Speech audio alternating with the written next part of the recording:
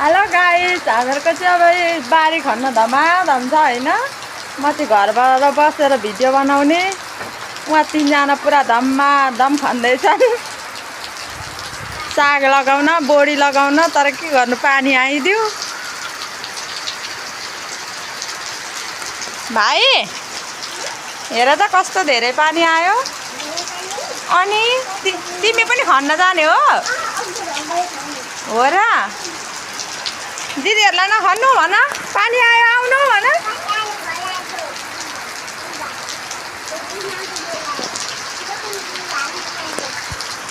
कति धेरै पानी आइरहेछ, तीनजना खनिरहेछन्।